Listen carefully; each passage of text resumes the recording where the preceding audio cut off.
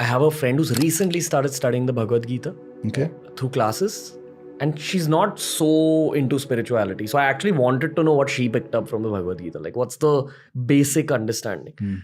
She said that the Gita says that there's actually no such thing as good or bad. We look at it as good or bad based on our conditioning and our stories till that point. The universe is just reacting to your karmas. So effectively, what you're meant to do in the present moment is just try being a good person and try getting more spiritualized. It basically boils down to that, because you can't help what's going to happen to you. It's because it's happened in your past. And you might look at it as a bad event, but it's actually just an outcome of what you've done in the past already.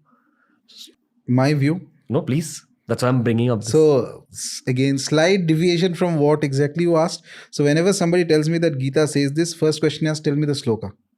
Okay.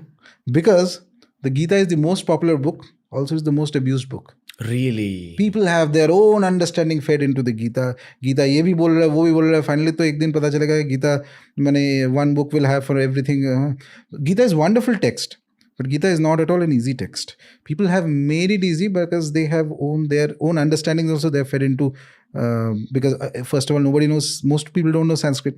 They read commentaries. Commentaries ka bhi commentaries padhte hain. And then they add up things and pick up 1-2 slokas from here and there and make up an idea. Acha, Gita may be saying that. Gita says a lot of things about a lot of things, by the way. Gita is a progression from chapter 1 to chapter 18. It is a progression. You cannot suddenly randomly pick up one verse from here and one verse from there. In one place, Krishna tells Arjuna that you have to go beyond the Vedas, because the Vedas are 3 gunas. Again at, I think 16th or 17th chapter, he says, the person who does not follow the Shastras, what is written in the Smriti and Shruti, which is the Vedas and the Vedanga and the Dharma Shastra, etc., is acting out of his free will and is mostly deluded. So one place is saying go beyond the Vedas, other place is saying that everything is the Vedas. How do you reconcile these two? Unless you ask this question, reconciliation to aayega hi nahi.